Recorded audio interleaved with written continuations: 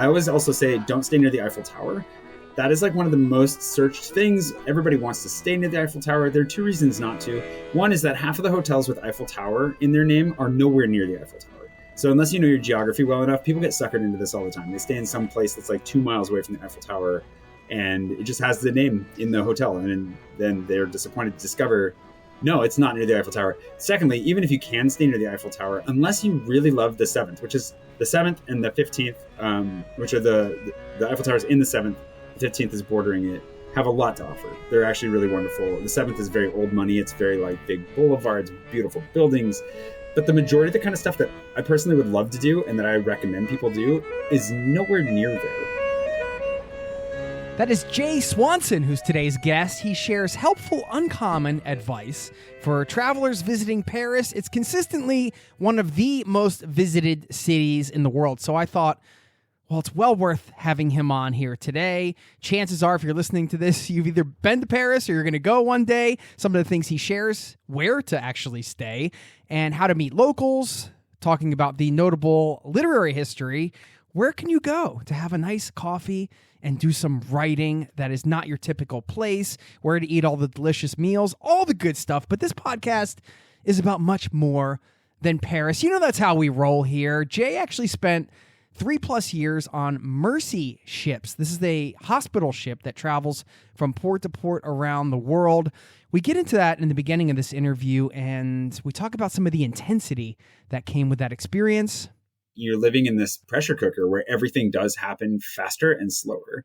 So you have 6 months of experience that normally you would maybe pack into a decade. The things that you see, the highs and the lows, all of it.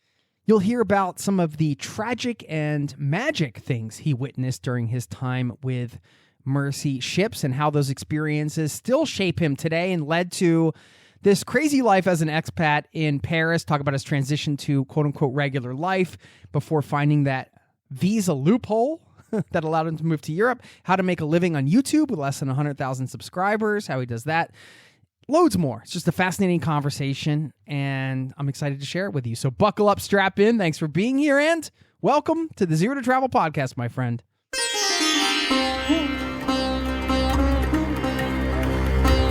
You're listening to the Zero to Travel podcast, where we explore exciting travel-based work, lifestyle, and business opportunities, helping you to achieve your wildest travel dreams.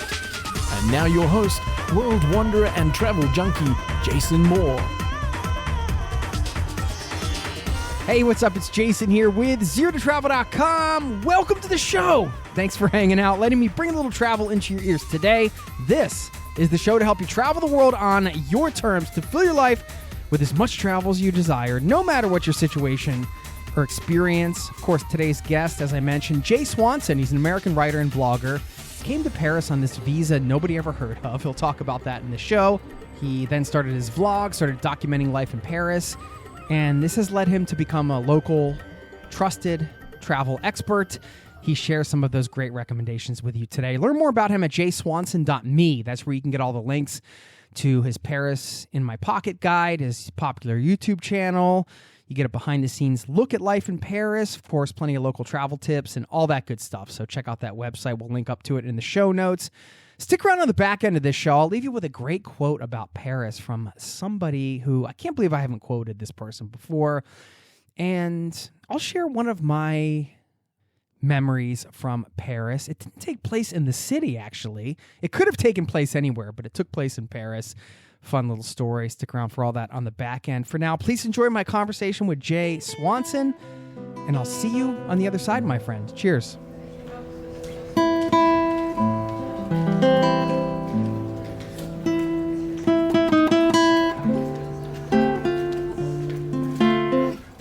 You know, the beauty of this, Jason, is just time flies when I'm with you. Likewise. I mean, listen, I know we only met 30 minutes ago, and I know we've only been talking about microphone and audio settings, but I already feel like we're connected, man. Yeah, we go way back. Like I said, that 30 minutes, it's a pressure cooker. Behind the scenes at the Zero to Travel podcast, where we're tackling all kinds of tech issues. We're going to start a new show, Jay. Should we tackling tech to travel? Tackling tech and travel with Jay and Jay. Jay Swanson, welcome to the Zero to Travel podcast, my friend. Thanks for being here. Dude, thanks for having me. I appreciate it. It's a pleasure. I mean, you're a fellow expat, so we have a lot to talk about today, and we are going to get into the Paris tips because, in 2022, according to the World Travel and Tourism Council, Paris was the most visited city, highest direct travel and tourism contribution to GDP, like $31 billion or something in tourism. Like that's insane. So you're carving out your little slice of that, aren't you, Jay? It's a very little slice, actually. When you start putting numbers like that to it, it's like, wow, I gotta get to work. 35 billion. Sorry, roughly 35 billion. Anyway, just 35 billion. Yeah, come on. A few more billion. I will link to that stat so people can see. We're going to get tips and some of the advice I want to fish for, perhaps when you're sharing advice on how to tackle a city like Paris, one of the more popular and bigger cities to visit in the world. We might be able to translate that. Visiting some other cities as well. I was going to say, apparently the biggest, so apparently the most popular. I want to ask you, man, about mercy ships. You were working on mercy ships for 3 years. Like that would be a really powerful experience, or like transformative experience. Can you just explain what it is? And I'd like to hear more about your experience and what you were doing there. Yeah, for sure. Thanks for asking. I volunteered from the end of 2010 to early to mid 2014. And Mercy Ships basically operates the world's largest charity hospital ship. Now they have two of them, which is a mobile surgical unit. So they have multiple operating blocks on the ship, and it serves as hospital and village. It's basically just as self-contained as it can be. So they're able to come in and set up shop and start doing surgery as quickly as possible. There's a lot of groundwork that gets done before they show up. They don't just roll in. There's years of work that goes into it ahead of time. But then when they come in, they've got their specialties lined up. They've got their surgeons coming in with the teams to support them. And they just crank through it. So it's everything from maxillofacial surgeries, cataracts. There's a dental clinic. You have orthopedics, plastics, all kinds of stuff, and crazy things that you would never, ever see in developed countries. Just problems that happen because there's not access to adequate medical care. So it's going in and trying to provide a solution for that and some training and leave the place in better shape than they found it. What were some of the things you saw that stuck with you? And 3 years is a long time. Were you at sea on this ship for 3 years, or was it like X amount of months a year, or how did that? Yeah. So the ship, because the goal is to keep it in operation as much as possible. So you go in and you take up an entire berth. That's why you also have to work at basically the presidential level with each country, because you're taking up a berth in their port, which they probably only have one for a given period of time. So that's a huge economic commitment from the country. But you go in and you dock for either 5 months or 10 months. And then that's where you are. You're there. You live in that city, that country for that period of time and do the work. So the wind up and wind down gets faster all the time. They're getting much more efficient at that and just trying to see as many patients as they can. I mean, what were some of the things you saw that you still carry with you? Yeah, I mean, there's lots of stuff. I don't know how intense we want to get on this call, but yeah, man. It's the first time I saw people die. It's the first time I've seen and been involved in some of those kinds of traumatic situations where things got out of hand. But also just day to day, I think it's amazing what can get done. I think you see like people with goiters. I'm sure maybe you've seen pictures of people with goiters or very small, like what should be a small benign, like almost a tooth enamel problem that grows out of control to the point that it becomes a tumor that consumes someone's entire jaw. Kids with all kinds of stuff like that. And I think the cool thing is that it's stuff that if you'd have to go look up to see, you're never going to come across it yourself. And then the amazing thing is just kind of seeing the result of what surgery can offer. And the number of things, everything from something very visual like that to something very invisible, like a fistula, and women that have given birth and had a fistula could not get it repaired. And then as a result, end up leaking and are cast out of their village, cast out of society, basically, because they are always wet and they always stink. And so to be able to go in to repair that, I'm obviously not the one repairing it, but to see that then we're able to give them, a brand new dress, a dry, clean, brand new dress. There's a ceremony with that, and then sending them back out to hopefully reclaim their place in the town that they we're effectively run out of or hidden from for so long. I think that it's pretty dramatic because it's not instantaneous, but it's about as close to an instantaneous change as you can get. So seeing people's lives change like that almost on a daily basis, I think is pretty mind blowing. I mean, I'm sure you have light moments with your colleagues and your fellow volunteers and everything like that, but you're seeing, I mean, I don't know. Yeah. What is that? Well, it's like the 30 minutes you and I spent together working on the tech problems at the beginning here. It's an intense moment you share with somebody, and it compresses that time so that you're like, how did that pass both so quickly and so slowly? I think that there's like this heightened level of I don't mean to, make light of it, but at the same time, I think you're living in this pressure cooker where everything does happen faster and slower. So you have 6 months of experience that normally you would maybe pack into a decade. The things that you see, the highs and the lows, all of it, I think it took me a long time to get down from the adrenaline high, or maybe my dependency on it afterwards, just because it felt like at least weekly, if not more regularly, you're just in a situation that you'd never been in before, or something that was genuinely dangerous. Found myself in a variety of, I don't want to make it sound more dangerous than it actually is, but I found myself in like riots, or I crashed my motorcycle very far away from anyone and help, or, stupid stuff too in my early 20s, just like, I wonder if I can climb that rusty old tower over there. I don't think anybody's going to stop me. Let's see how high up I can get.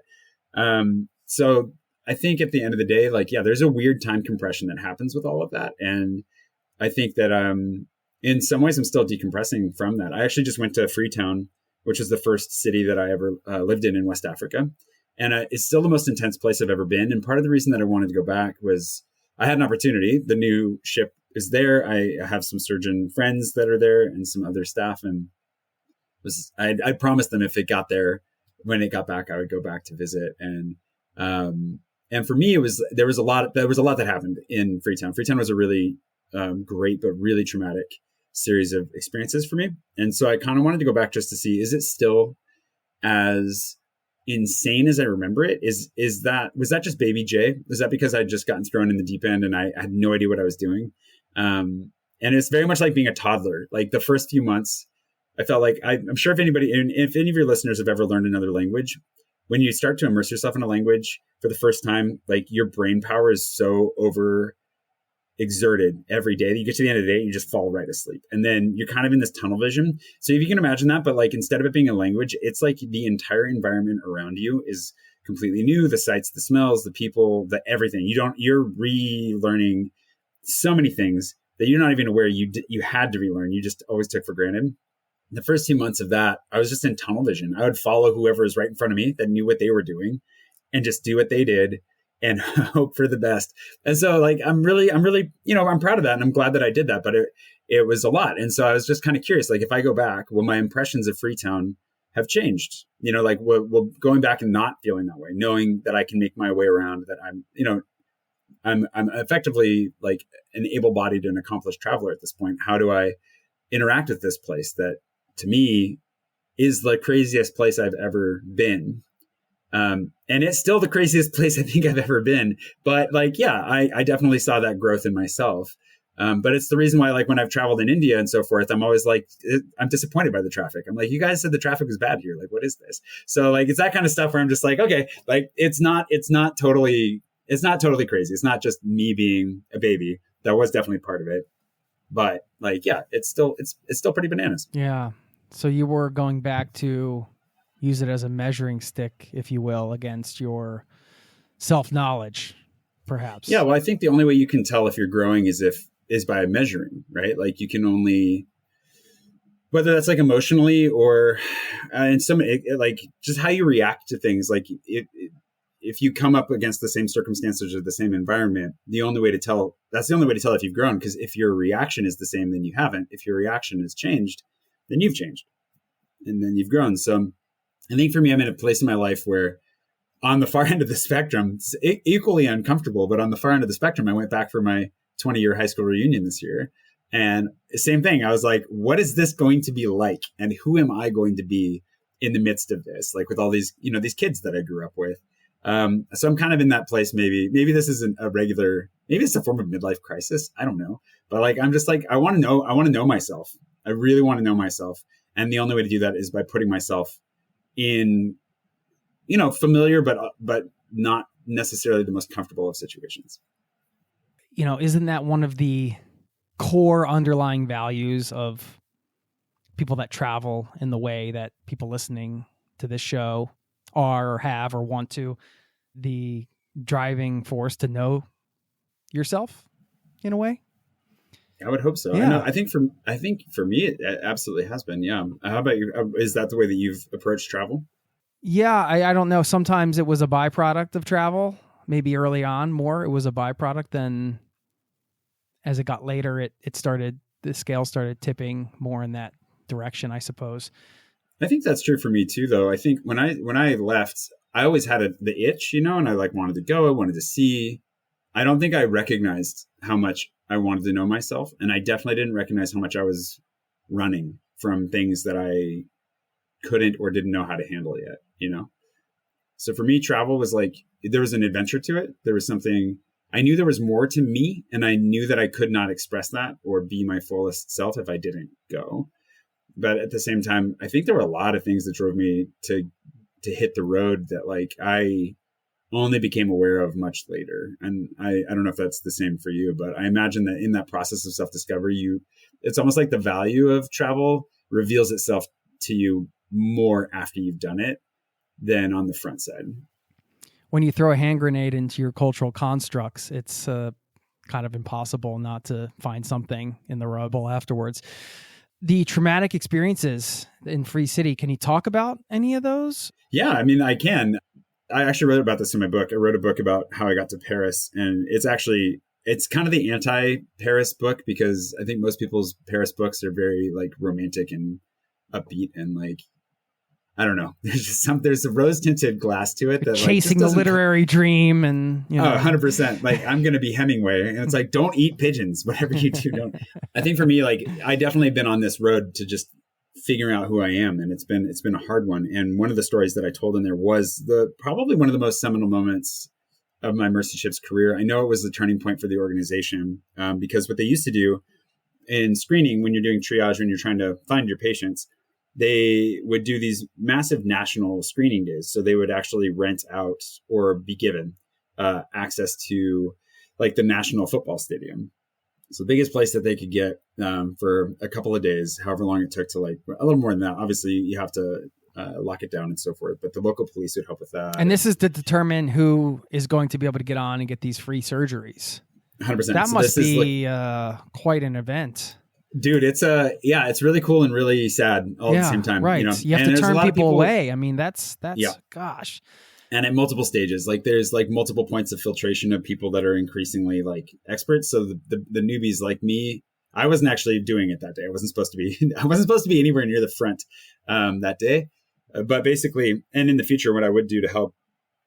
And then you find this when you live in a country anyways, and everyone gets to know what the big white ship in the harbor is for.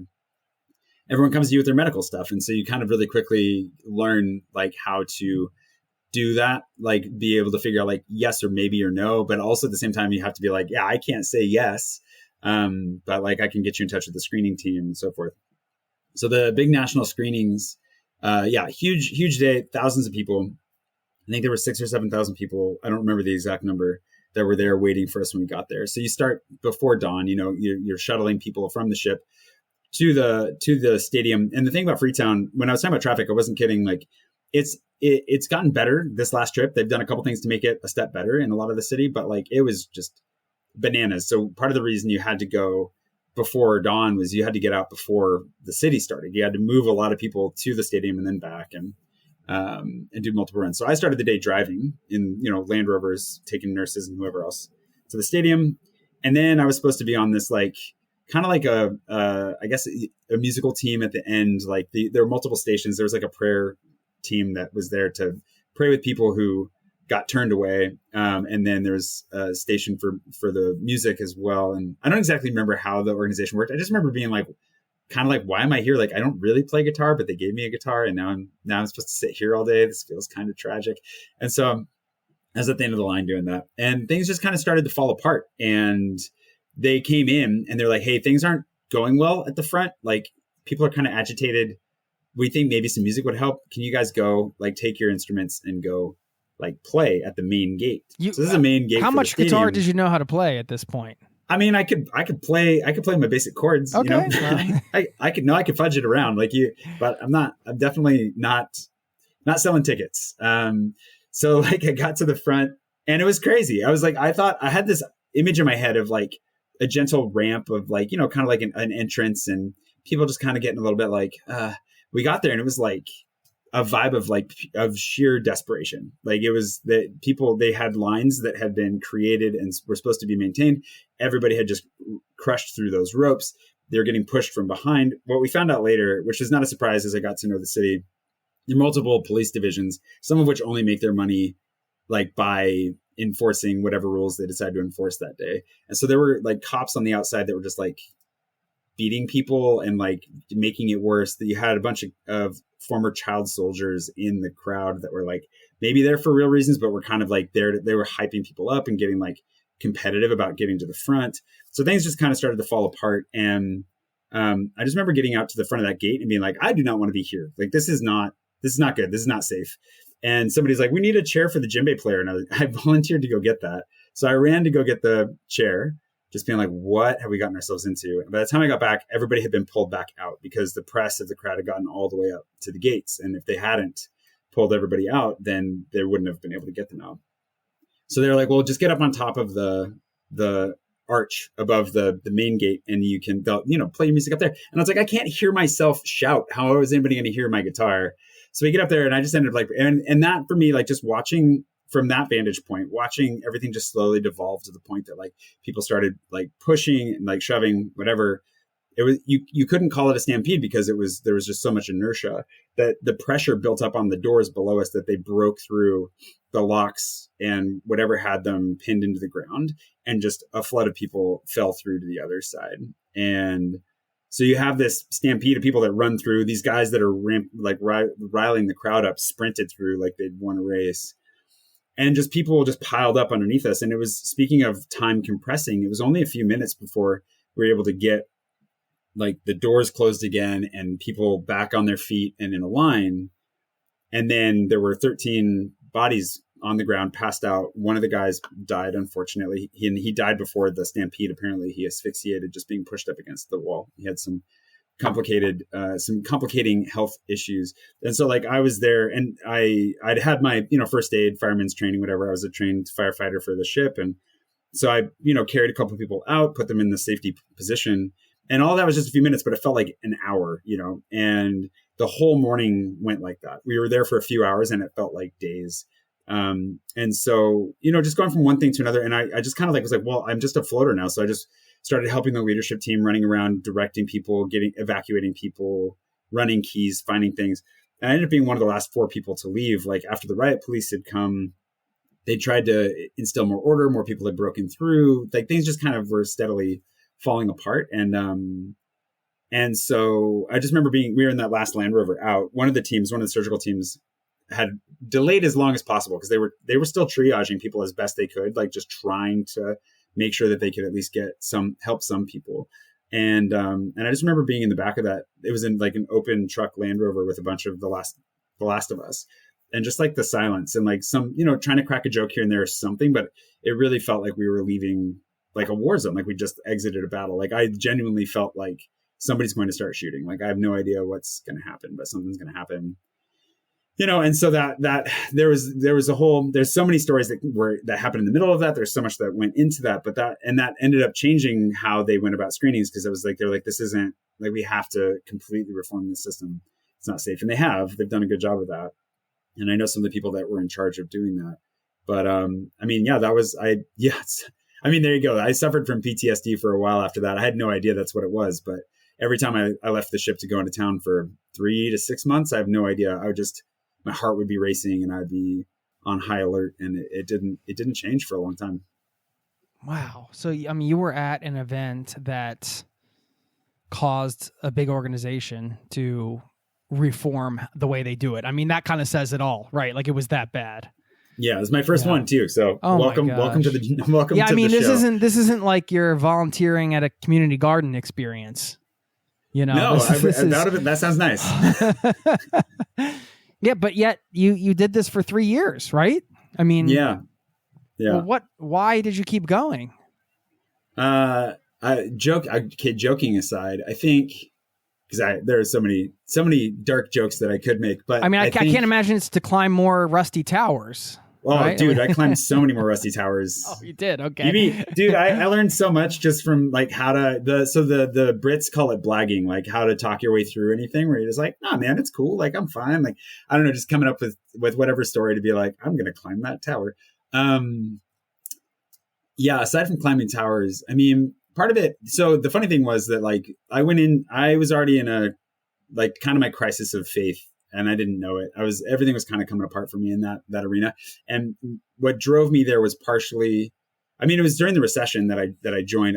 Part of it was like, I wanted to travel. I wanted some adventure. I wanted to serve. Like I'd always served. I'd always volunteered. I'd always done these things. And I was like, this is a natural extension of that. I didn't know of any other way I was going to go see West Africa. Great way to use my French, I thought. And then I ended up in 2 English speaking countries right away. 3 actually. But like, I think at the end of the day, like there's a commitment to it and there's a sense of community and there's a sense of adventure and there's a sense of actually doing something like positive with your days. Like you're a step removed from it when you're not medical. So like for me, I always struggled with my sense of purpose with the organization because I always felt like I wasn't living up to my full potential as an individual as I also volunteered with the organization. So that was kind of an internal struggle that I always had. But at the same time, like you see real tangible good that's being done. And as much of a struggle as it is to live in like work and live in a community like that, just because of the proximity that you have with everybody all the time. It's also one of the most rewarding. It's also, it's a hugely rewarding experience. And then, I think the addiction to the adrenaline, I didn't realize that was happening, but it slowly happened. Yeah. So was that your kind of gateway drug, let's call it, into world travel? Not really. I mean, I started before that, but then, it's funny. It's funny because honestly, like when I got back to, when I finally moved to Paris, actually I was in Paris for a portion of that time anyways. I came to work for the global office in Europe. I remember really struggling to reintegrate into like Paris life because it's like, I'll just go for a walk and then I'll have a coffee and then I'll like, it's so idyllic in so many ways. And that's when I started to realize I was joking, but serious about like the adrenaline side of it, where I was like, what am I doing? Like, I haven't had to save anyone's life this month.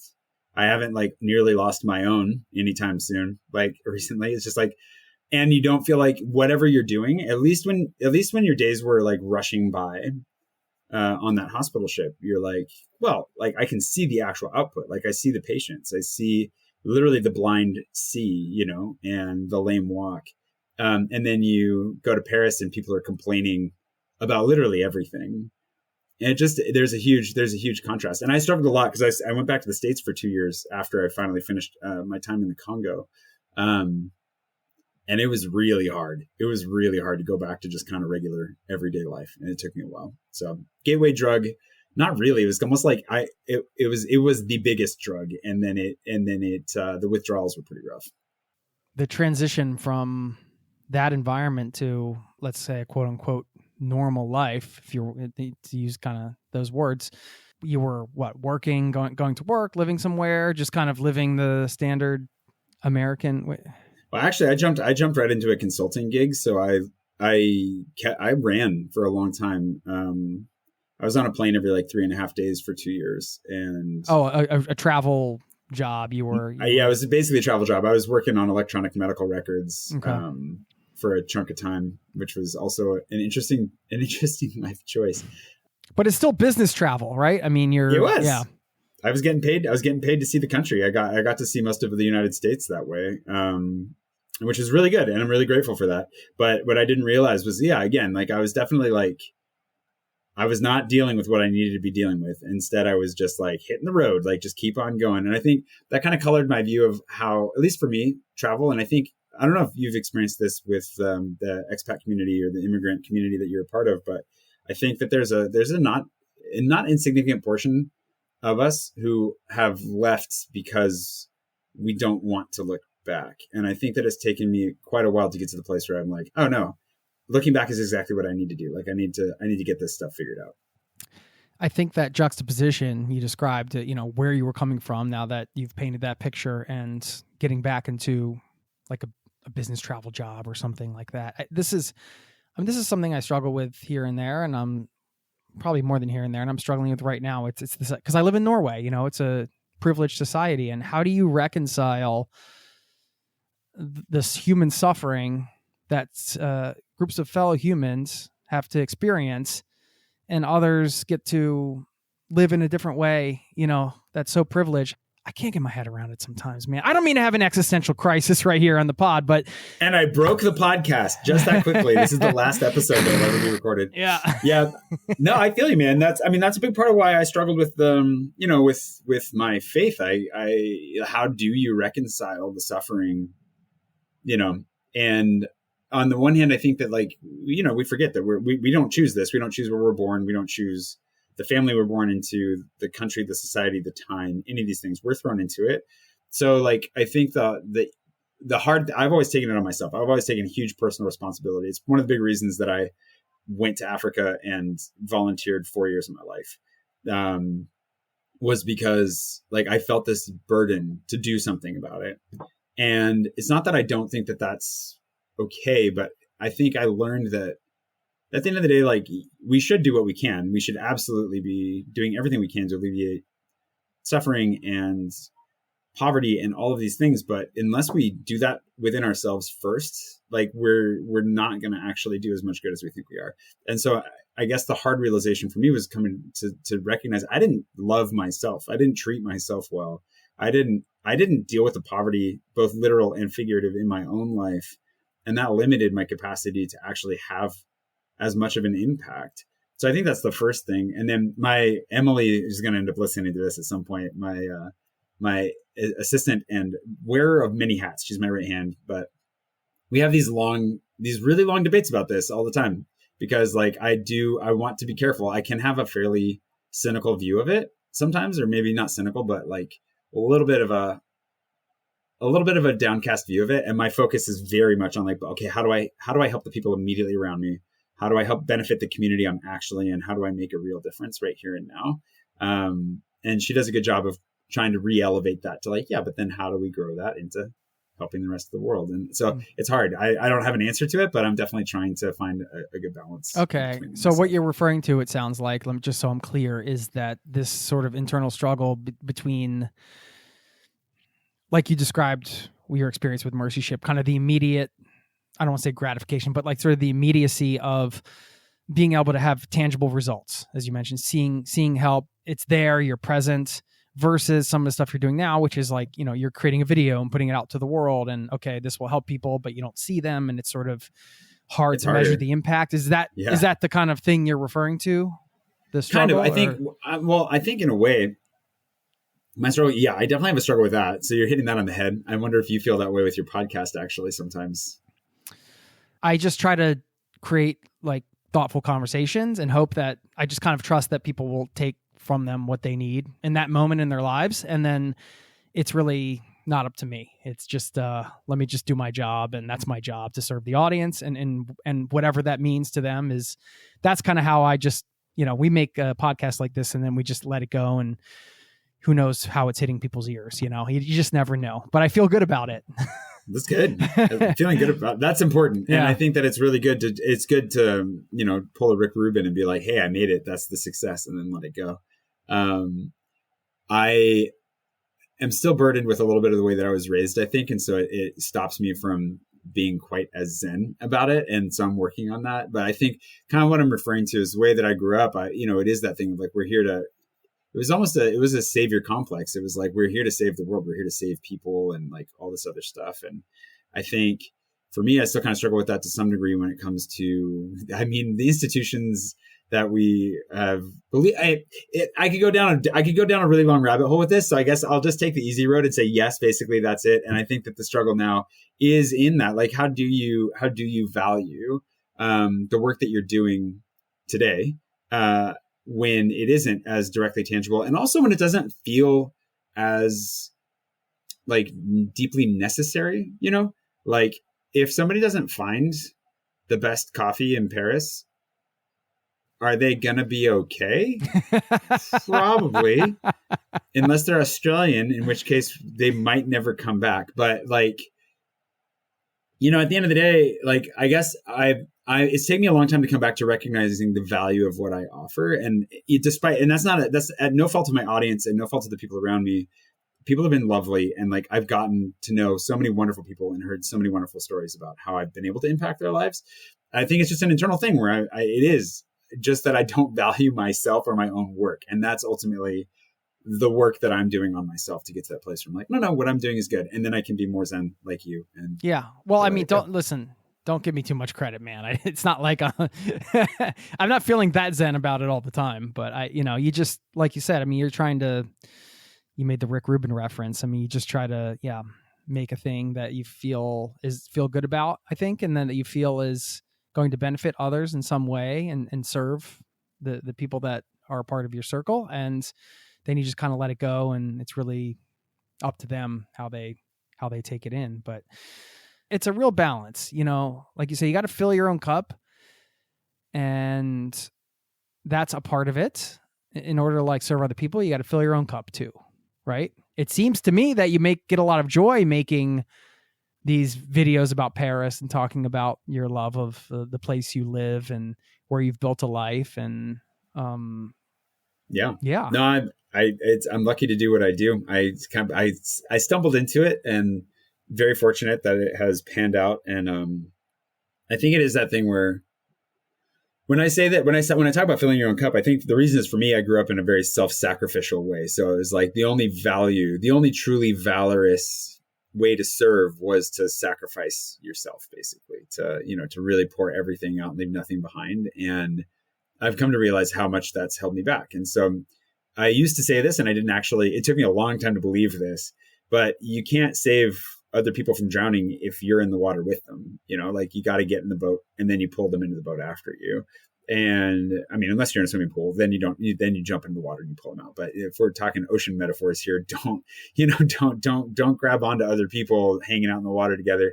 And so that's it. So that's, I think the cool thing is I'm in coaching right now with a guy named Dan, who's phenomenal. And, you know, he's always pushing when it comes to serving and when it comes to sharing your story.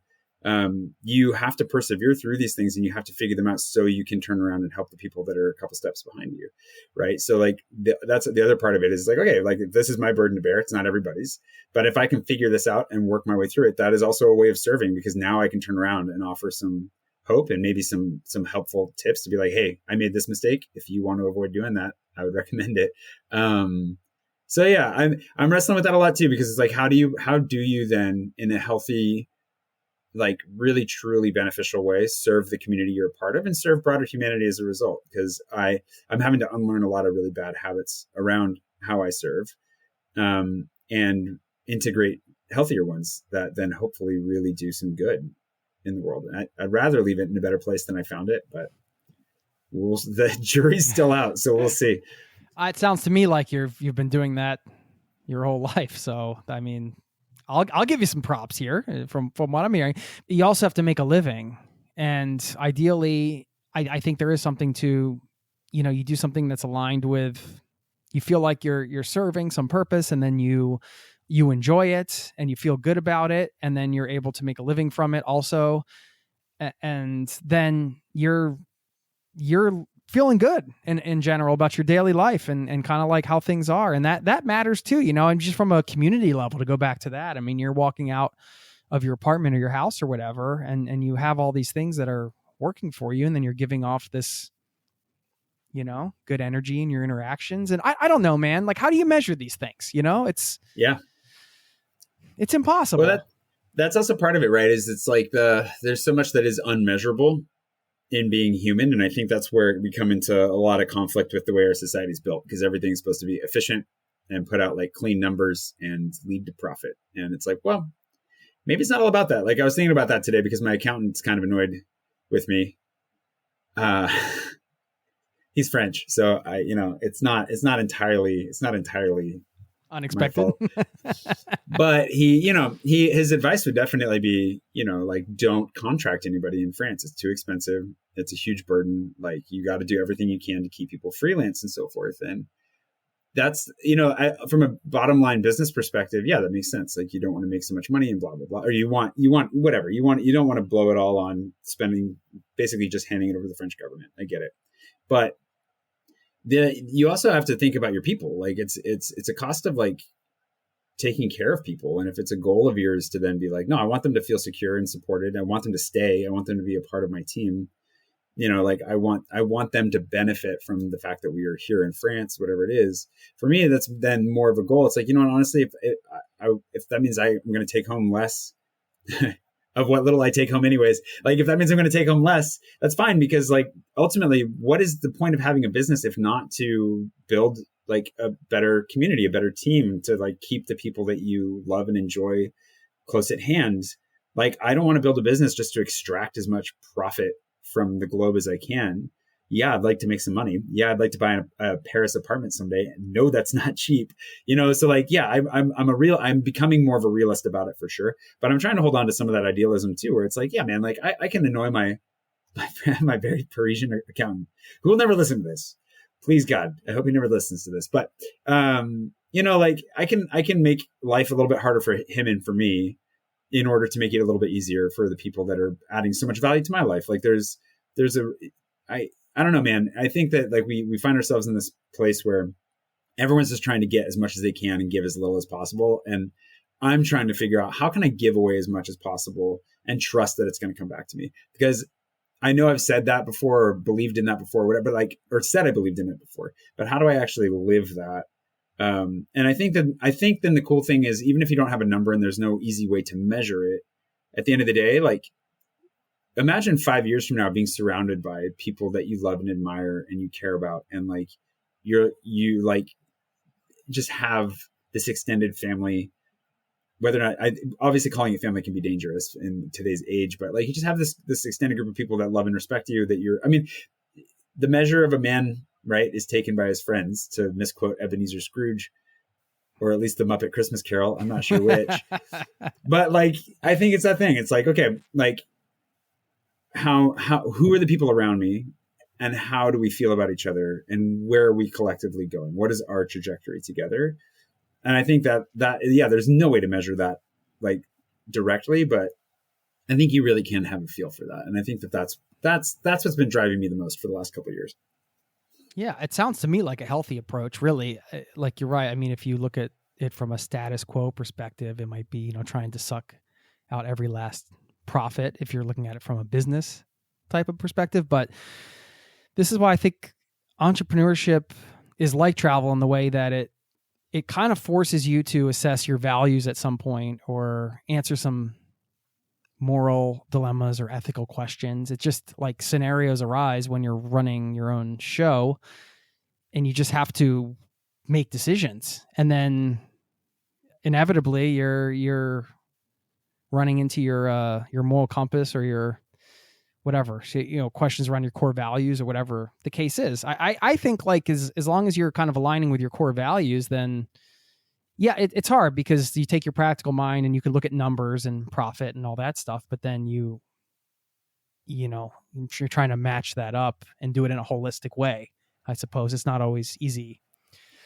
Well, it's hard. I mean, and then also, I think, at least for me, the challenge in this whole, like, rediscovering my values and so forth, I think there's a level of also asking the question, like, what do I value? Like, what are my values, and what do I want?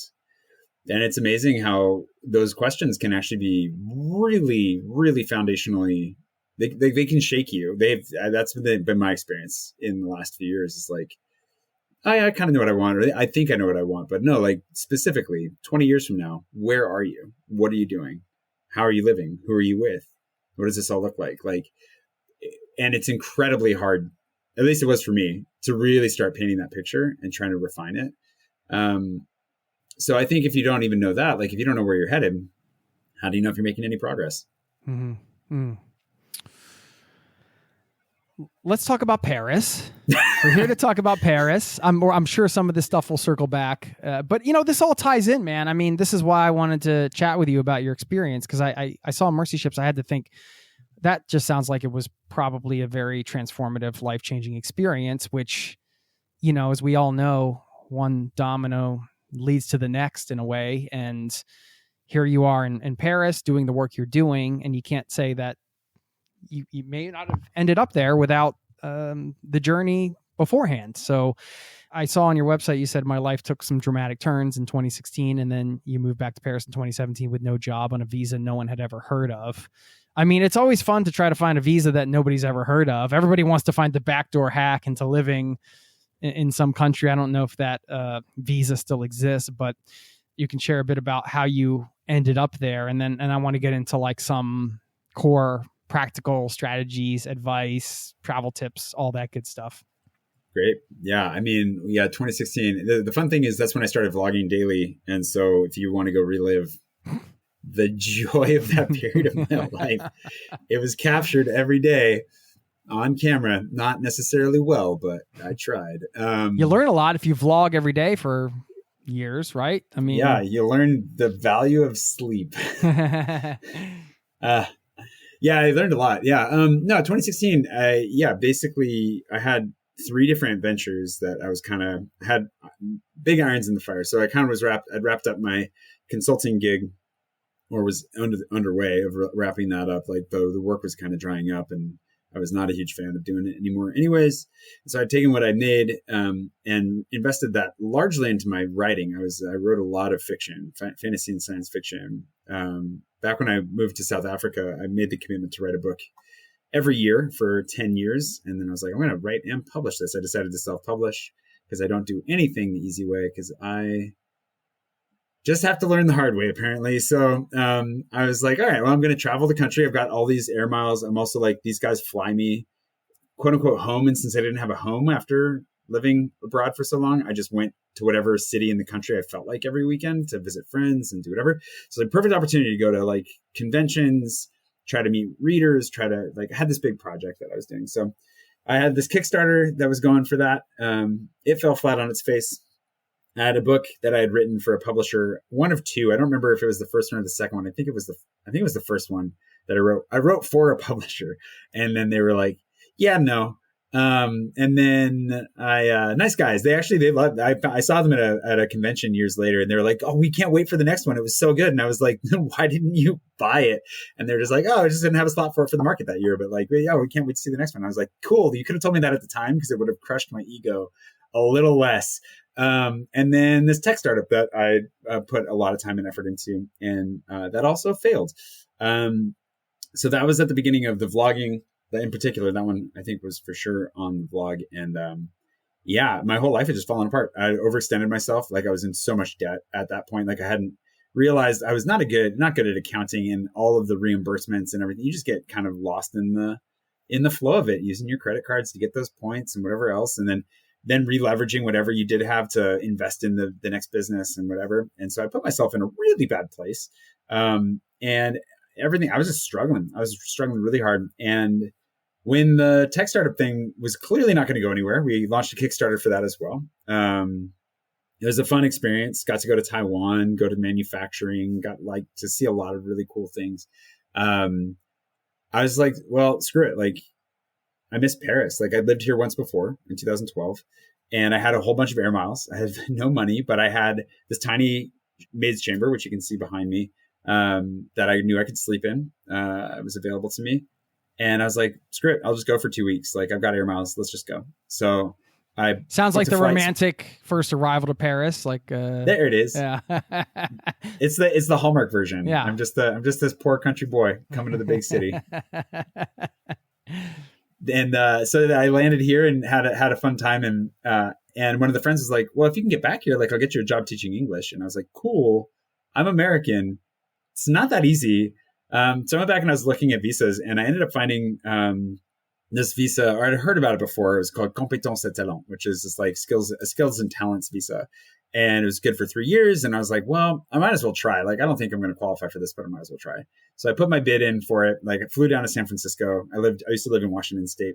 So I was in the San Fran consulate district, flew down, went in, and the red flag should have been that when I found it, like I couldn't find it on their website, but I could if I Googled it. So if I Googled compétences et talents San Francisco, it would pop up. And I was like, well, I found it on their website. So I gathered everything, showed up for my appointment, and the guy couldn't find it either. And I was like, no, but if you Google it, you'll find it. And he was like, oh, okay. And he Googled it and was like, well, it's on our website.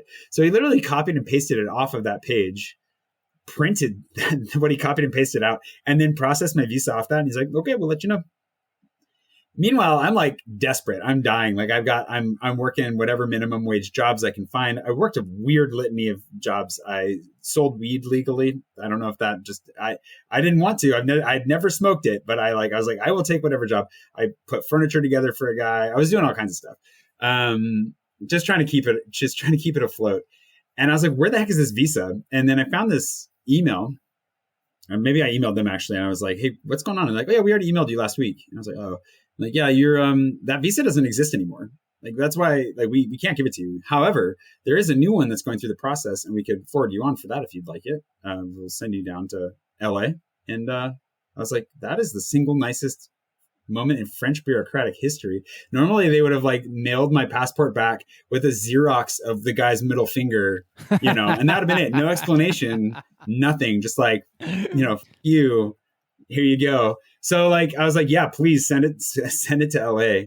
And then a week later, got a couple questions concerning finances and stuff. And I was like, oh God, this isn't not the questions I want to be answering, but here we go.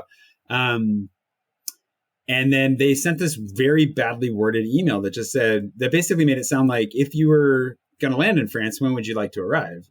And I was like, well, I still had status with American Airlines. I had an executive platinum status, the highest level of status. I had no money, but I had this and else. So I was like, the cool thing about the status, you had travel money in a way. I had travel money. So I was like, I can fly with 4 oversized bags if I make it before I run out of status. It was I think it was February 14th or something, and my status ran out at the end of February that year. So I was like, I would like to arrive on March 1st, please. I'll get a ticket for February 28th. So I just booked that ticket, not knowing if I was going to get to go or anything like that. Started packing my bags. A couple days later, my passport shows up. They didn't tell me anything about this visa. They didn't tell me how long it was good for. They didn't tell me what it was called. They didn't tell me what I was allowed to do. They didn't tell me anything.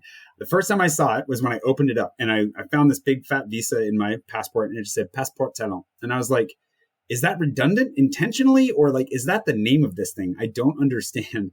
And so I was like, well, screw it. I'm going to go. So I just packed all my stuff, flew over here with 100 kilos, 220 pounds of stuff, and just moved my life over here, and then showed up and was just like, so can I work? I was just like, I'm just going to keep going with this and hope that nobody calls my bluff.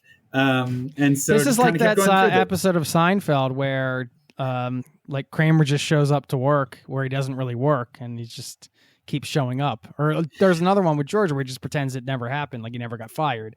Same kind of thing. You just show up and you're just like, all right, I guess let's just keep going with this ruse and see how far we can take it. Here we go. Keep sending me a paycheck. Let's see how it goes. Moral of the story, it sounds like, hey, you never know with the visas, right? You might be able to find a little loophole if you get in front of the right people.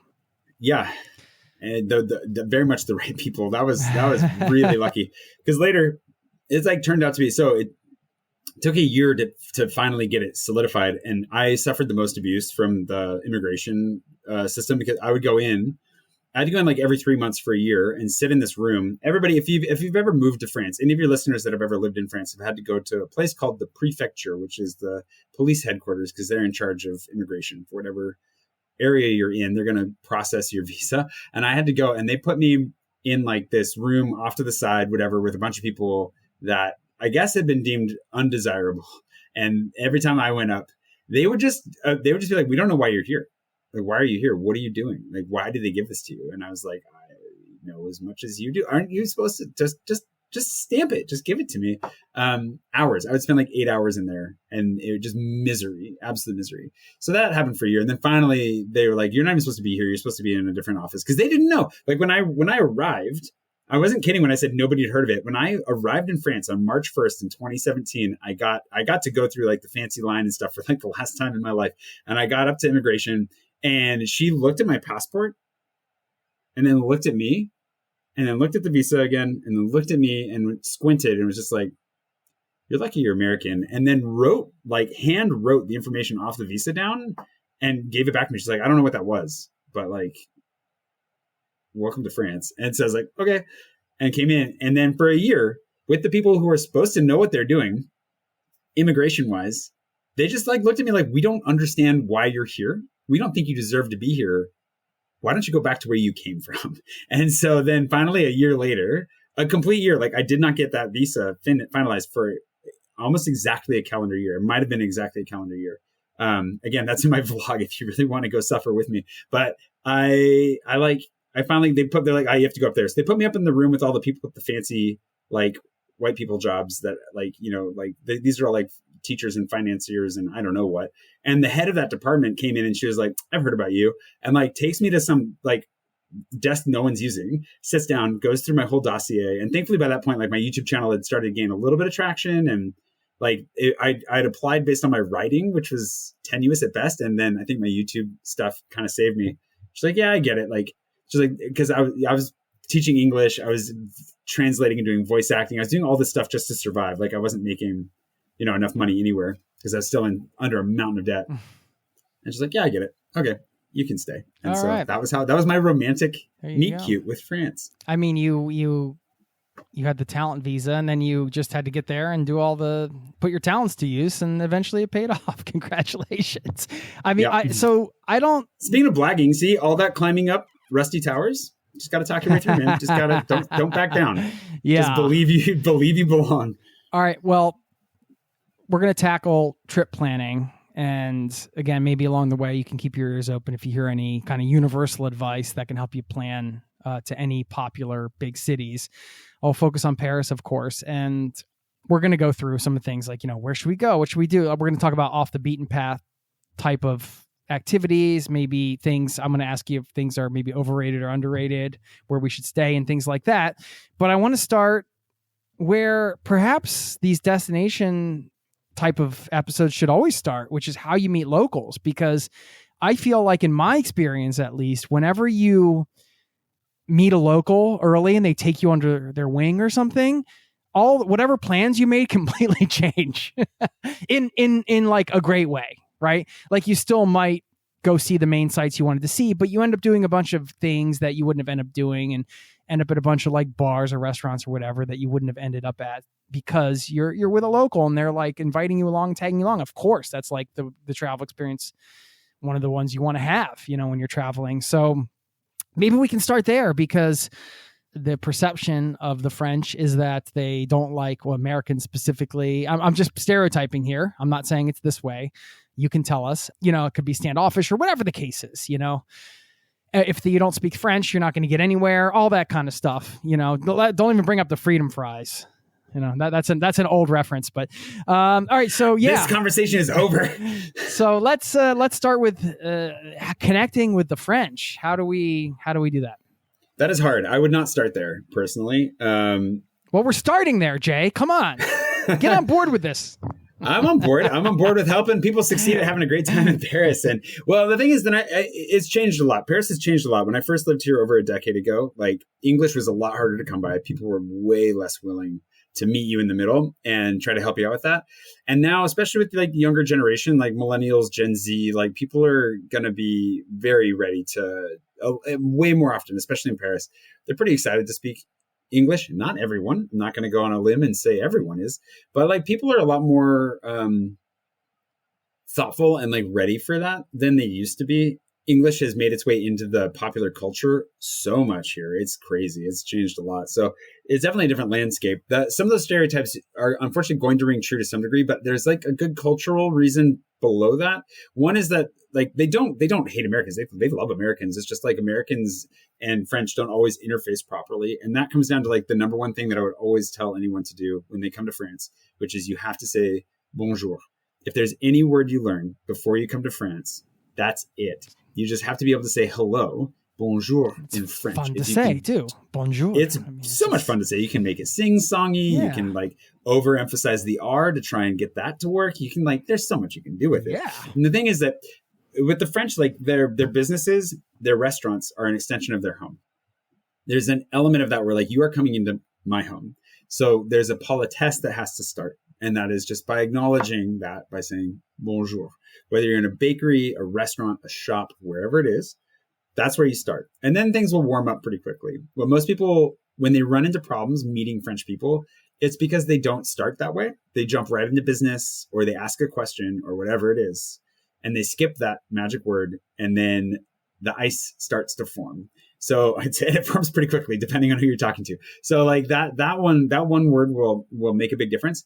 And then just making any lame effort to speak any French will go a long ways because there's a lot of pride in the language and there's an expectation that people should speak it that is changing. They're coming to realize that they may not have won the linguistic global battle, but at the same time, it's not like going to a Nordic country where no one expects you to speak Norwegian or Swedish or Dutch or anything like that.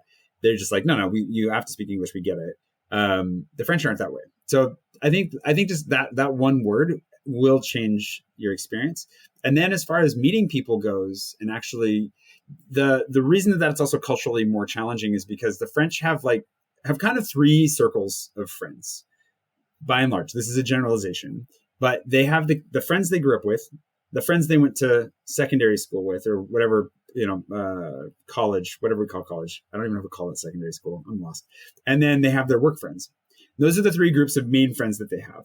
And they don't even mingle those groups of friends. The only time you meet people that are in a different circle of friends is at like a wedding or a funeral or maybe a birthday party.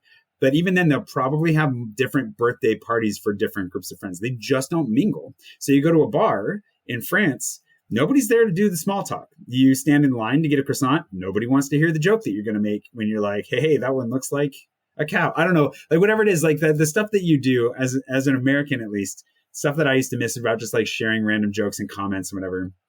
Yeah, it just doesn't fly here in the same way. And it's not that they don't necessarily enjoy it. They're just not equipped for it. Like there are a lot of French people that would love to do small talk. They just don't know how. Very similar in Norway here.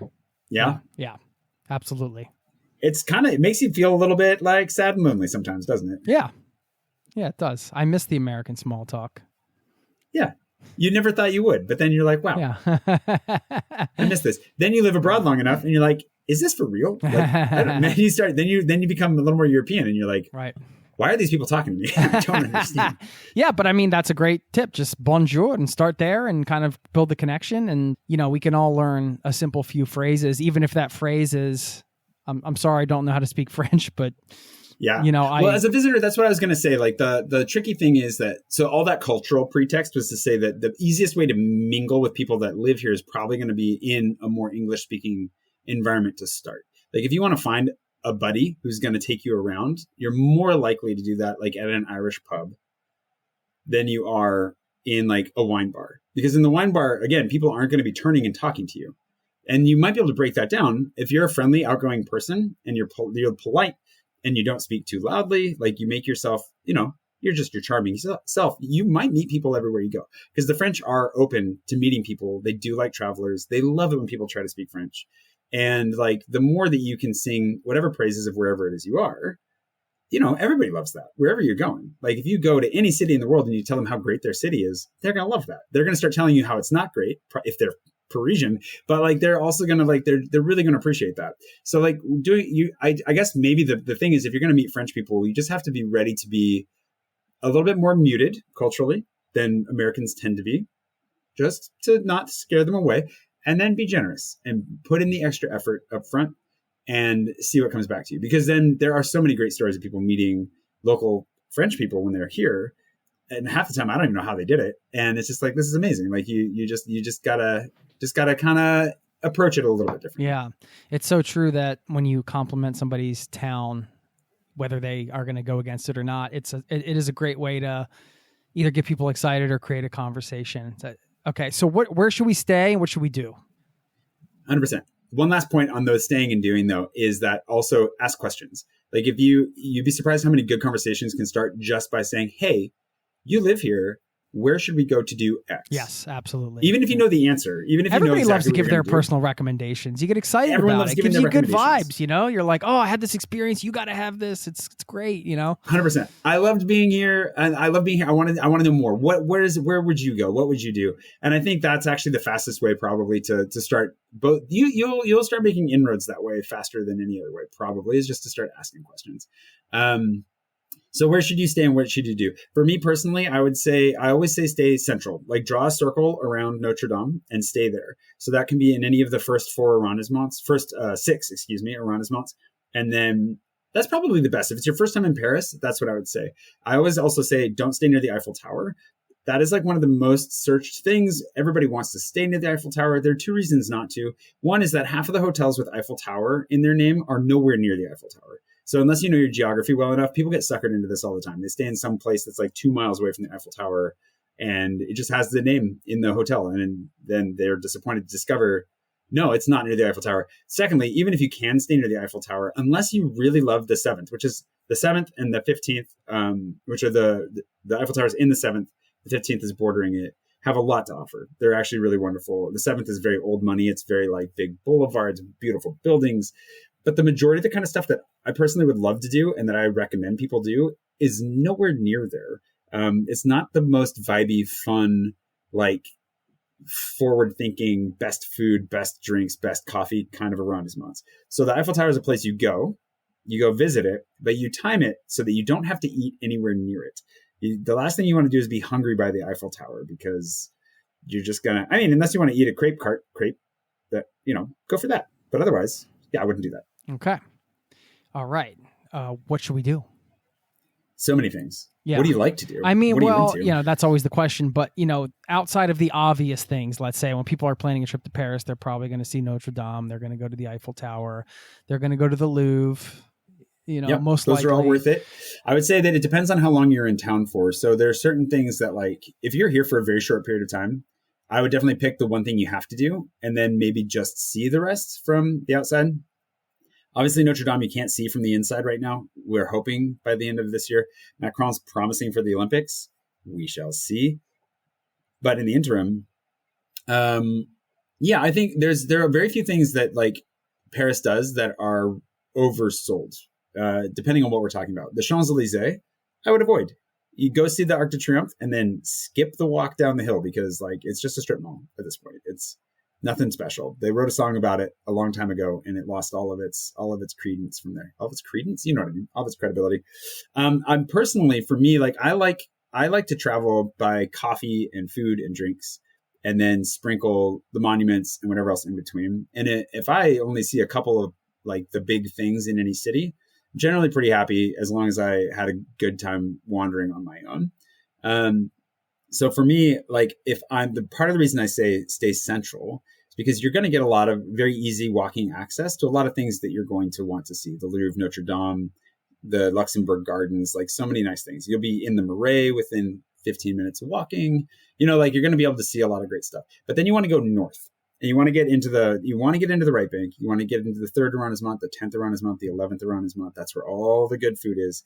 Like everything that's happening, unless you want to really eat escargot, which nobody here eats, or if you'd like to eat frog legs, which nobody here eats, then you're going to have to go find a touristy spot that's like angling towards that, because they know tourists are looking for it. However, if you want to see like the latest trend in like what French bistros do have to offer on the French food side, or you want to see some really good Vietnamese food, or you want to like try whatever the French are doing with smash burgers these days, which is getting actually pretty good. Their burger game was horrible 10 years ago, and now it is like world class. Or you want to get into like some of the best coffee. Those are the arrondissements you're going to want to get into. Okay. Say which ones again? So you're going to want to get into 3, 10, and 11. Okay, 3, 10, and 11. So we circle those on the map, and we just show up at one of the metro stations there and get out. Show up hungry. Yeah. Show up hungry. I would definitely show up at like Oberkampf. Like there's so many places. I can't even, so if I were to highlight, Oberkampf is a really good starting point for a neighborhood. So many great places to have natural wine, craft beer. Your coffee scene is really good. So much good food.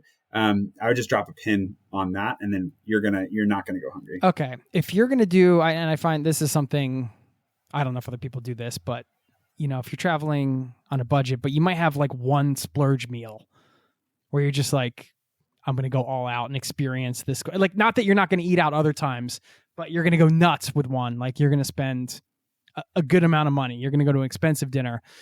You don't have to necessarily tell us one particular place, although you can, but what should you order? How much would we spend on like a splurge meal? And out of those 3 neighborhoods, where should we go? Well, if you're in luck, my buddy Dan will be doing his pizza at Rigmarole, which is already completely sold out. But it is the best pizza that I've literally ever had in my life. Okay, as somebody who has a pizza tattoo, and you have a pizza tattoo? I do. Okay, I can show you. Your audience won't be able to see it, but there you go. Oh, yeah, is that a slice? It is a slice of pizza with some melted cheese.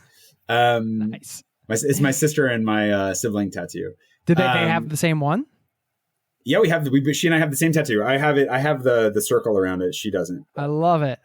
Yeah, it was her idea, and she gets full credit for that. It was a good. My good choice. sister has a tattoo that just says snacks because she likes snacks.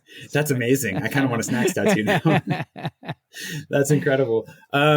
So Dan, I mean, and that would run you a little bit because those pizzas, he makes this amazing sourdough pizza he's been perfecting for years now. And he only does it in a pop-up, unfortunately. But usually the big spender is going to be kind of like anywhere, I guess. It'll end up being wine, depending on how much you're drinking.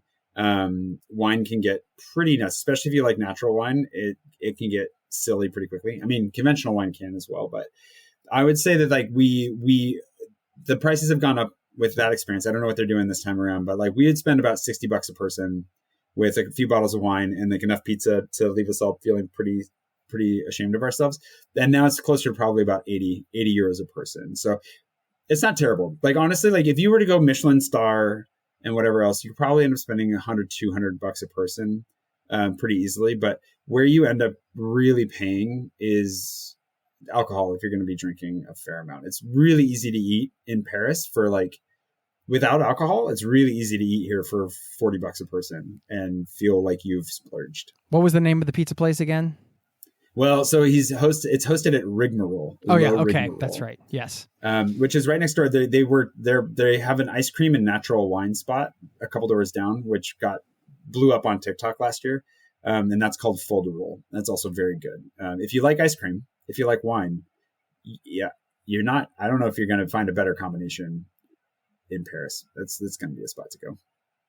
They don't need more hype though. The last thing they need is more hype. So I'll go the other way, even though I said that like the 7th is not a place that I personally would end up in. One of my favorite restaurants in the city is there. It's by my buddy Justin, and it's called Milagro. And it's a mixture. It's kind of an international cuisine, and some international takes on some French classics.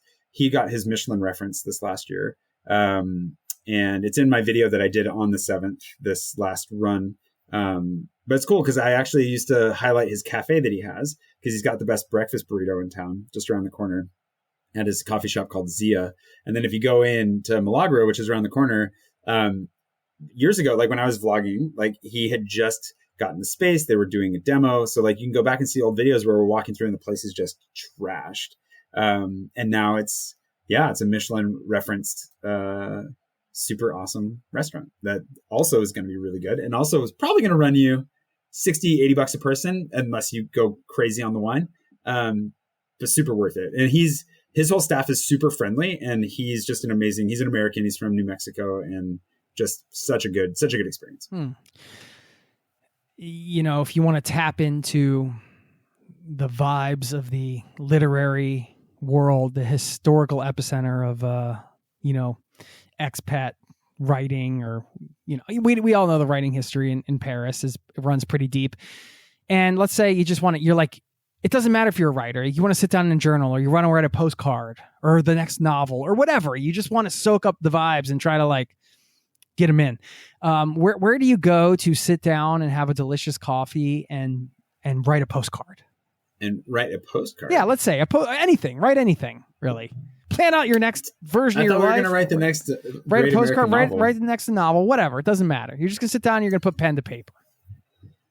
Well, the classic spots that people, when they think of all this and they want to go to, is going to be like Les Deux Magots and Café de Flore, which are on the left bank, and they're the most obvious, the most well-known. I personally do not go there.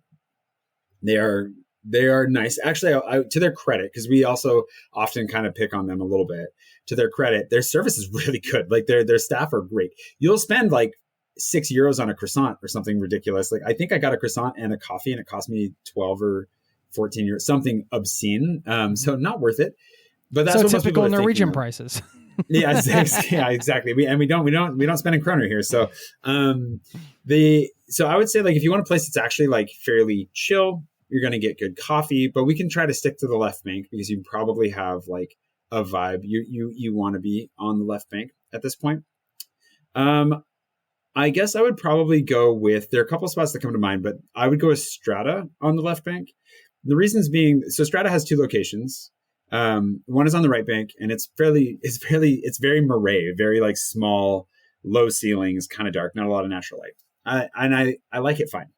But for writing, you want to go to the one on the left bank because they've got huge windows, lots of natural light, like very nice wood tables. They are accepting of laptops on some tables, which is a problem. It's a challenge if you're actually wanting to write right. But if you just come with a postcard or your notebook and you want to sit and have like a pain perdu, which is the fancy way of saying French toast, because the French don't realize that we give them credit for it. And you want to have a coffee and a juice and whatever else. That's a great place to do it because the vibe is very nice. It's warm. The people are friendly. It's still on the left bank, but it's not as touristy of a location. So it's a little bit off the beaten path, but you're still a stone's throw from the Sorbonne and a couple of other really noteworthy landmarks. And then you can kind of get away and do a little bit of writing. Okay. Are there a couple general rules that we could follow, like a rule of thumb? Let's say, I'll use an example, and I don't know if this is true, but there are so many different types of French wines, for example. So would you say, okay, well, if you're in this or this neighborhood, just order the house wine because it's going to be, 90% as good as, I'm not saying that's true. I'm just saying, are there any general rules of thumb? Like if you go to order coffee, order this kind of coffee. If you're going to do this, that. And can you think of any?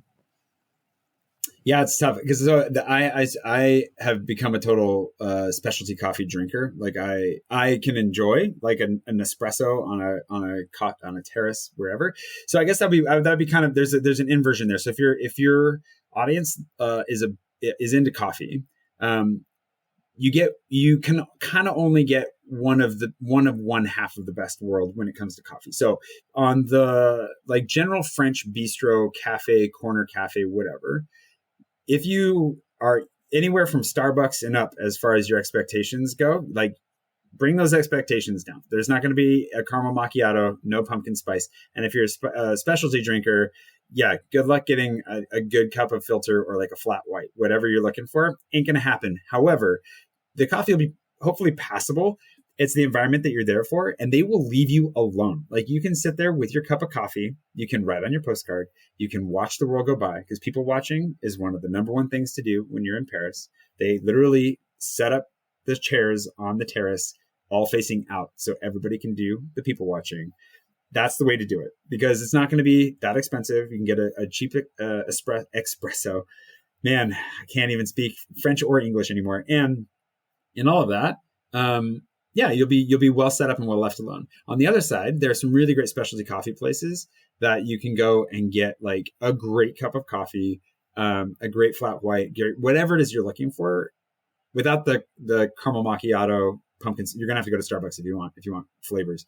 But like the downside is that the seating arrangement is going to be a lot shorter. They're smaller. Their margins are tighter, so you're not going to get this quite the same like I can just sit here and camp out all day kind of vibe. So that's something. As far as wine goes, I would say that like you're going to want to go for your like the Burgundy wines. I think would be generally they are going to be if you're a red wine drinker especially, they're going to be I would generally, if you see it on a list, that's the one to go for. If they give you that option by the glass, whatever, I think everybody has this knee-jerk reaction to go for Bordeaux, which if that's your thing and you love it, that's great. But if you're new, especially to red wine, and especially if you're going to try out some natural wine, which can get kind of funky, then Burgundy is definitely my preference. And all of my far more experienced, knowledgeable, and intelligent, beautiful, handsome wine friends would also push you that way. Cool, man. Thanks for the tips. Your YouTube channel offers helpful, uncommon advice for Paris travelers. Can you want to share where everybody can find you, just so if they want more, Jay, they can go get some? It's going to be just my name, Jay Swanson, Jay. You got to spell it out. I did see one guy just use the letter the other day, and I was like, okay, that's a problem. So Jay Swanson, Swanson. Just Google me. You can find me on YouTube is going to be the best place, but we're putting out a lot more videos on Instagram. And I do have a guide to the city, which we made a little discount code for you guys as well, which is also going to be confusing because it's 0 to travel. You spell out 0 and it's the number 2. And then you spell out travel. Although I don't know how you wouldn't spell out travel. And that'll get you guys 10% off if you want all my recommendations, all my tips. It's like 144 pages worth of information that we've put into an online guide now. So thanks for that. It's there. Yeah, but you're messing with my brand, man. We don't have the number 2 in our brand. No, I know. I was looking at it. I was like, Jay. It's okay. Right, I didn't choose the discount code in my defense. No, that's all good. No, that was very kind of you. So thanks for extending that to the listening audience. Just like a last question. How do you make a living on YouTube with less than 100,000 subscribers? And just give us your number 1 piece of advice. Whoa. How do you distill that down? Okay. I think the main thing, so the way that I did it was because of my wonderful patrons. So, which hopefully some of them are listening right now. I'll definitely be sending as many of them over this way to listen as I can. I basically just made a commitment. I wasn't making a living when I first started. I was daily vlogging for a year, made a video every day and didn't even cross 1,000 subscribers. And then the second year of doing it, I was like, if I'm going to do this, I need to make a commitment to pitch my Patreon at least twice a week. There's something that I've gotten away from and I need to get back to.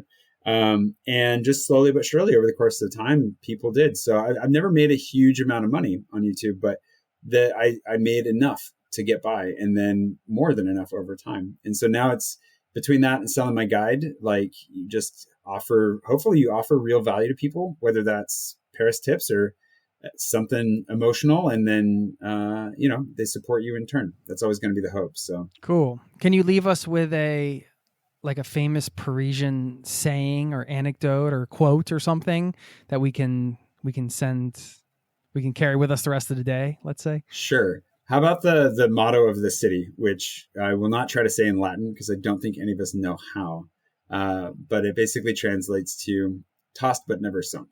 The symbol of the city is a ship on the water because Paris, maybe less famously now, but used to be a major port. And so the symbol of the city has always been a ship for hundreds and hundreds of years. And under it, they wrote tossed but never sunk because Paris has always been tossed around and beaten by the waves, but as the strength of the people have shown, it will never sink. And that's the hope that hopefully your audience gets a little bit of that today. And they know that no matter how hard life can be and no matter how much you get tossed about, surround yourself with good people and you'll never sink. I love it. Tossed but never sunk. We'll end on that note. Thanks so much, Jay. Great connecting with you. My absolute pleasure. Thanks for having me, Jason. Cheers.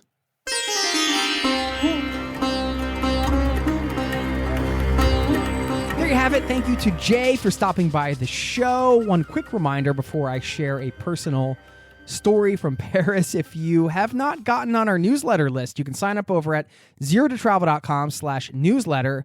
It is free. You'll see a little sampling on that page of the types of newsletters we send out once a week. I send out.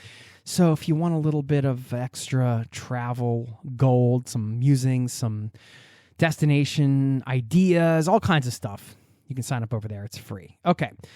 I was in Paris on my very first backpacking trip way back in the late 90s. That sounds so long ago, maybe because it was. But anyway, staying in a hostel. And I remember being in a room with, there was a couple guys from Sweden. There was somebody from Canada. There was, the typical hostel thing was a dorm room. I think we had it was 10 or 12 beds. I can't remember where everybody was from. They were from all over the world. And for some reason, the entire dorm room gelled. Like we all became friends and had such a great time together. And we had this impromptu, who knows what time it was in the middle of the night. Sorry to everybody staying there. International soccer match where we set up the bunk beds as goals and we were playing the soccer game. And this didn't even take place in the city of Paris, but it was just such a magical travel moment because I remember looking around and thinking, wow, look at these people from all over the world. We are laughing till we're crying every, I think, 5 or 10 minutes. We're having the time of our lives, and we're just in this crappy dorm room playing this soccer game with some ball we probably found in the corner that was all beat up. And it was the magic of travel right there in that room, all together, this whole international crowd, and just having this magical moment, creating memories, laughing till we cried. It was amazing. And when I was recording this episode, for some reason, that was the memory from Paris that popped up. It wasn't seeing the Eiffel Tower and having a picnic under it. It wasn't seeing the sights and everything like that. It was being in that hostel room playing that ridiculous soccer game at 2 a.m. or whatever the case was. And that's travel, right? It's the people we meet. It's those experiences we have, I think, that stand out, the ones that are beyond the sights. The sights are great. The history is phenomenal. But it's often those other moments that we remember. And I haven't been to Paris since. I'd love to get back. So I hope this podcast helped give you some ideas for your first or next trip there. I'm going to close out with a quote from Anthony Bourdain. I feel like we've never quoted Anthony Bourdain on this podcast. I might be wrong because I've done hundreds and hundreds of shows now. But I found a quote from him about Paris, and I thought, well, this would be a good way to close it out. So here it goes, quote, "The vacation gone wrong in Paris is almost always because people try to do too many things. Most of us are lucky to see Paris once in a lifetime.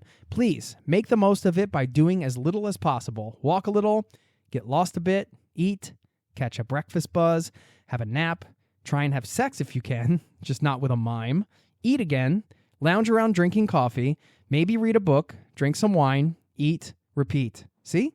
It's easy." End quote. So Bourdain, that quote is. Anyway, his point of doing as little as possible, I love the counterintuitive nature of that and how we could take that exact quote or that mentality. You can mix in the things in the middle that you love. It doesn't have to be all the things he mentioned, but mix those in. And when you go to a place that there's so much to see, doing as little as possible might open it up in a whole new crazy way. Who knows? I thought I'd leave you with that and wish you a good rest of your day, evening, night. Thanks for listening. And I'll see you next time. Peace and love to you and yours. Cheers. This podcast has been brought to you by ZeroToTravel.com. Ideas and advice to make your travel dreams a reality.